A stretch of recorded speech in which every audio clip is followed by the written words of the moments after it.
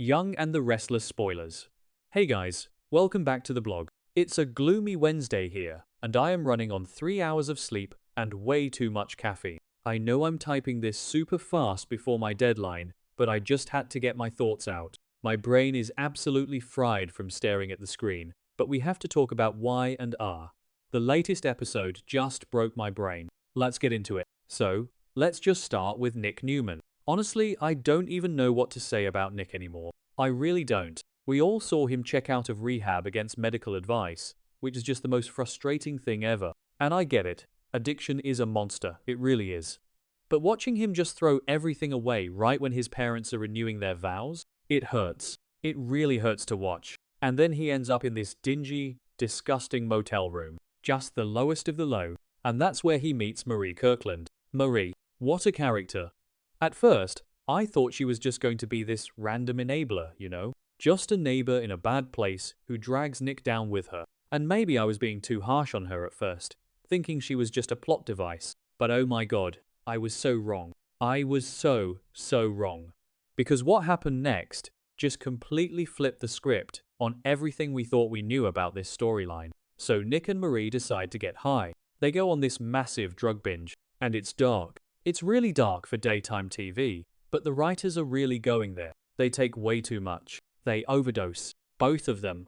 But here is the crazy part. Nick doesn't pass out. Maybe it's because he's a man, he's got a bigger physical build, or maybe his tolerance is just insanely high right now from all the fentanyl and cocaine he's been doing. Whatever the reason, his body somehow handles it just enough to keep him awake. Barely awake, but conscious. He's stumbling around, completely out of his mind. But Marrie is down. She is completely out cold on the floor, unconscious, not moving, and Nick starts to panic. You can see the sheer terror in his eyes. He's high, he's confused, and he thinks he just killed this woman. He is doing everything he can to wake her up. He's shaking her, he's yelling her name, he's probably doing some sloppy CPR. He is desperate to get her to open her eyes. But nothing works. She is just unresponsive, and you can feel his panic through the screen. It is intense. And then, because he's panicking and probably looking for her phone to call 911 or looking for some kind of Narcan or something, Nick starts going through her stuff. He rolls her over, he starts digging through her pockets, tearing through her bag. He is just frantically searching her for anything that can help. But he doesn't find medical supplies. Oh no, he finds something so much worse. He finds secrets. Terrifying, mind-blowing secrets that literally change the entire trajectory of the show. I mean, I was sitting there screaming at my TV. Screaming. Because Nick pulls out these documents, or a burner phone, or whatever it is, and he starts reading. And his high drug-addled brain has to process the fact that Marrie is not just some random addict neighbor. She is a hitwoman, or a mercenary, or whatever you want to call it. Her entire mission, the whole reason she is in Genoa City, the whole reason she is at that specific motel next to Nick Newman, is to kill Jack Abbott. Yes, Jack Abbott. Let that sink in for a second. Jack Abbott is the target. And not just Jack. The entire Newman family. Victor, Nikki, Victoria, Adam, Nick himself. Marrie was sent there to wipe them all out. And who sent her? Who is the big boss pulling the strings? Matt Clark. Matt freaking Clark. I just can't. We all knew Matt wasn't a good guy. We all knew it. The fans on social media have been saying it for weeks. Nobody actually buys this whole I have amnesia and I'm a changed man routine. Who actually believes this is going to end well? Nobody. But to see it confirmed like this, in the middle of a drug overdose scene, it is just wild. It is so chaotic and messy, and I am honestly here for it. So Matt is the boss. Matt hired Marrie. He brought her to Genoa City to execute this massive, bloody revenge plot against Jack and the Newmans. And let's just zoom out and look at this for a second. Matt has been playing everybody. He has been sitting there at the Newman ranch, eating Victor's food, sleeping in Victor's guest house, acting like this poor, misunderstood victim of circumstance. He convinced Victor that he was useful. He convinced Victor to take off his ankle monitor. Well, Phyllis did that, but you get what I mean. Matt has been playing the long game. And Victor, oh Victor, the great Victor Newman, who thinks he is always 10 steps ahead of everyone else. He has been completely blinded by his own arrogance. He thought he could control Matt. He thought he could use Matt as a pawn against Kane or Billy or whoever. But Matt is the one playing chess. Matt is the one who hired a killer to take out Victor's entire family, and Victor has no idea. Victor is busy planning a romantic trip to Venice with Nikki, completely oblivious to the fact that there is a literal assassin in town hired by the guy sleeping in his backyard. It's just so classic Y&R, right? The hubris of Victor Newman always comes back to bite him, but this time, the stakes are so much higher. We are talking about the potential assassination of the core families of Genoa City, and the only person who knows the truth is Nick, a guy who is currently out of his mind on drugs, sitting next to a passed-out assassin in a cheap motel room. What were the writers thinking? I mean that in a good way. It is so stressful. Nick is holding this explosive information. He knows that Matt is faking being good. He knows Matt is a monster, but who is going to believe him? He is an addict who just ran away from rehab. If he goes to Victor and says, "Hey Dad, Matt hired my drug buddy to kill us," Victor is just going to look at him with that disappointed glare and tell him he's hallucinating. Nobody is going to believe Nick. And let's talk about Jack for a minute. Why Jack? Why is Jack the primary target for Marrie? Matt's main beef has always been with the Newmans.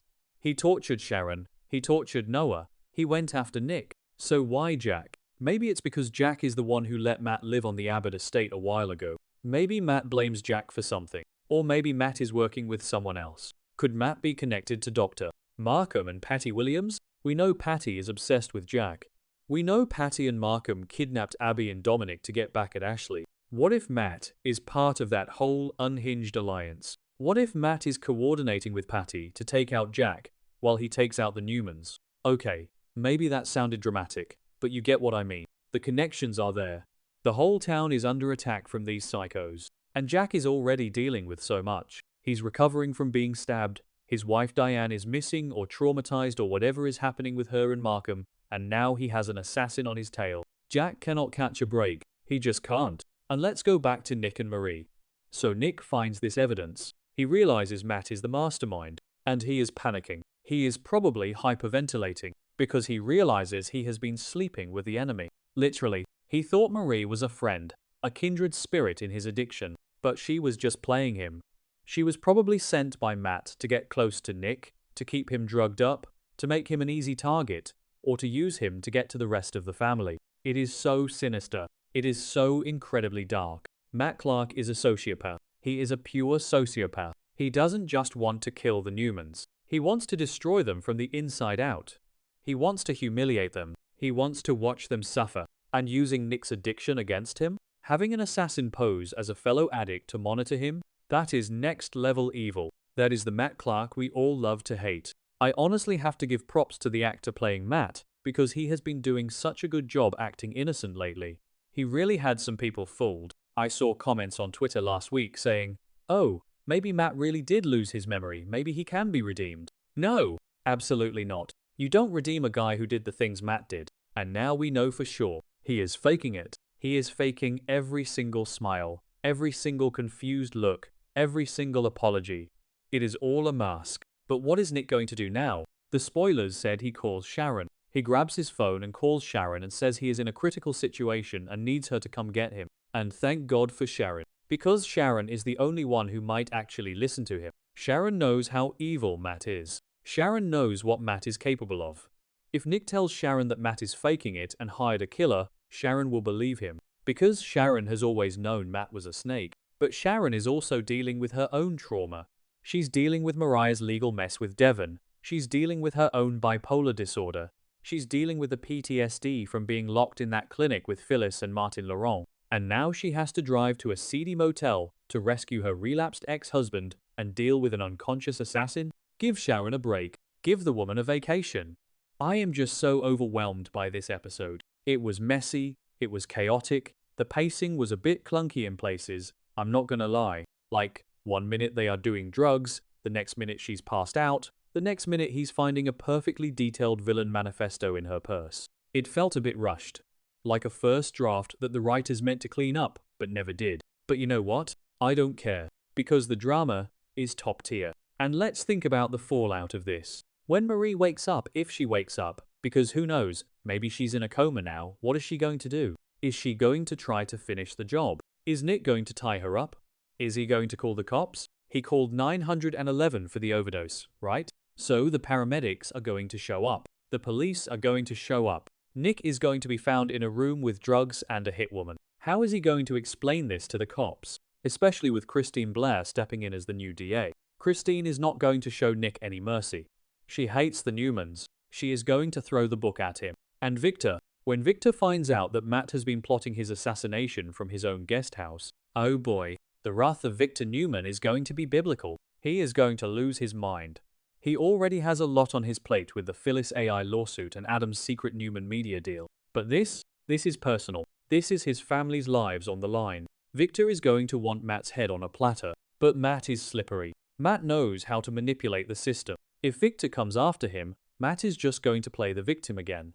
He's going to say Nick is a lying drug addict who made the whole thing up. And who is the world going to believe? The sober, amnesiac Matt Clark, or the relapsed, hallucinating Nick Newman? It is going to be a massive PR nightmare for the Newmans. I just keep thinking about how this all fits together. The writers have been weaving these separate storylines for months, and now they are all crashing into each other. You have Jack and Diane and Patty and Markham on one side. You have Victor and Phyllis and Adam on another side. And right in the middle of it all, tying it all together in a neat, bloody little bow, is Matt Clark and his assassin Marrie. It is brilliant. It is chaotic, but it is brilliant. Let's talk more about the physical toll this is taking on Nick. I mean, the guy has been through the ringer. He was kidnapped by Matt in Vegas, locked in a storage room, pumped full of drugs, told he was going to die. And then he gets out, tries to go to rehab, and the trauma is just too much. The nightmares are too real. Seeing Matt in his dreams, seeing Matt taunt him, it broke him. And now, to physically survive an overdose just because his body is tough enough? That is a miracle, but it's a cursed miracle. Because now he has to live with the knowledge of what he found. He has to carry this burden. And his brain is probably misfiring on all cylinders. He is probably sweating, shaking. His heart is probably beating out of his chest. The sheer adrenaline of finding a hit list on your drug buddy is enough to cause a heart attack. And what about Marie's perspective? Let's be real for a second. Is she just a cold-blooded killer? Or is she another one of Matt's victims? We know Matt likes to manipulate vulnerable people. Look at what he did to Sienna. Look at what he tried to do to Noah. What if Marrie is an addict that Matt found on the streets and manipulated? What if he promised her money, or drugs, or a way out, if she just did this one little job for him? It doesn't excuse her being a killer, obviously, but it adds another layer to how sick Matt really is. He preys on the weak. He preys on the broken. He saw Nick was broken, so he sent a broken woman to finish him off. It is poetic in the most twisted, disgusting way possible. I also can't stop thinking about the logistics of this. How did Matt even hire her? He was wearing an ankle monitor until recently. He was confined to the Newman Ranch. Did he have a secret burner phone? Was he making deals in the shadows while Victor was sipping scotch in the living room? It just proves how incompetent Victor's security really is. Victor always brags about his security team, but they can't even stop a guy with an ankle monitor from hiring a hit woman to kill the entire family. It's laughable. It really is. And the timing. The timing is everything. Victor and Nikki are celebrating. They are renewing their vows. They are planning a trip to Venice. They are at their most vulnerable because they are happy. They have their guard down. Matt knows this. Matt is striking when they are distracted by love and romance and family gatherings. He is going to turn their vow renewal into a bloodbath if Nick doesn't stop him. Imagine the scene at the ranch. The flowers, the music, Nikki in a beautiful dress, Victor looking smug. And then Marrie shows up. Or Matt shows up with a gun. It would be a red wedding situation. Okay, maybe not that extreme, but you know what I mean. The potential for absolute devastation is right there. And poor Jack. He's just sitting at home, trying to recover from a stab wound, wondering where his wife is, dealing with his crazy ex-lover Patty blackmailing him. He has no idea that a woman named Marrie is out there with his name on a bullet. Jack is so exposed right now. He doesn't have Victor's security. He just has Kyle, who is a mess, and Tracy, who is sweet but not exactly a bodyguard. Jack is a sitting duck. This is why I love this show, despite all my complaining. When they get it right, they get it so right. The tension is unbearable. The stakes are life and death. And the characters are so deeply flawed and human. Nick's relapse isn't just a plot device to make us feel bad for him. It's the catalyst for uncovering the biggest threat Genoa City has seen in years. His weakness is the only reason the truth came out. If he had stayed in rehab, he never would have met Marrie. He never would have found the evidence. Sometimes the worst mistakes lead to the most important discoveries. But now he has to act. He can't just sit in that motel room. He has to get out. He has to take the evidence and run. But where does he go? He can't go to the police because he's high and they'll arrest him. He can't go to Victor because Victor won't believe him.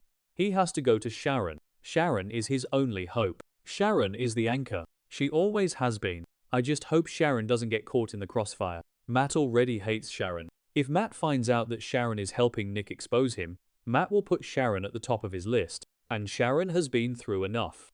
She really has. Let's talk about Adam for a second. Adam is going to lose his mind when he finds out. Adam and Nick have been at odds, but Adam went to Vegas to save Nick. Adam tried to protect him.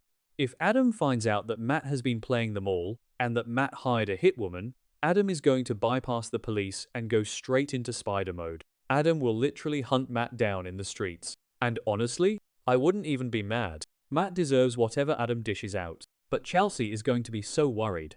She's already questioning Victor's ethics with the Phyllis situation. How is she going to handle Adam going full vigilante against Matt? It's going to tear them apart again. And what about Phyllis? Phyllis is the one who took Matt's ankle monitor off. She is the one who unleashed him on the town. When she finds out that Matt is planning to kill the Newmans and maybe even her daughter Summer, since Summer is a Newman, Phyllis is going to have a complete meltdown. She thought she was being so clever, using Matt to get back at Victor, but she just handed a loaded gun to a psychopath. Phyllis is going to have to live with that guilt. And you know Phyllis doesn't handle guilt well. She deflects, she screams, she schemes. It's going to be a mess. I also wonder if Billy will get involved. Billy is so obsessed with digging up dirt on Jill at Chancellor right now, but if he hears that Jack is being targeted by an assassin, Billy will drop everything. Billy loves his brother.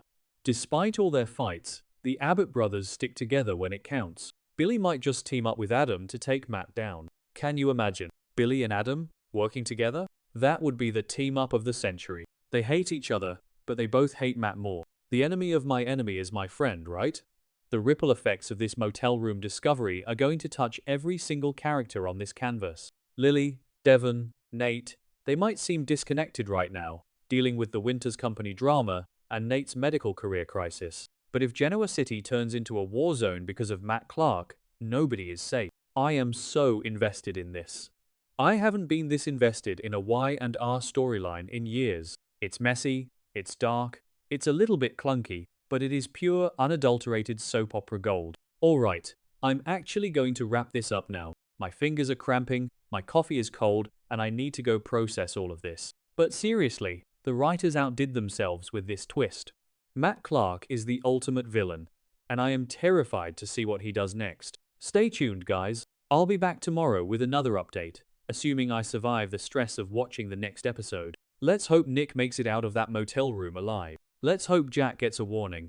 And let's hope Victor finally wakes up and smells the coffee before Matt burns his entire empire to the ground. Peace out. And remember, don't trust anyone who says they have amnesia. They are always lying. Always.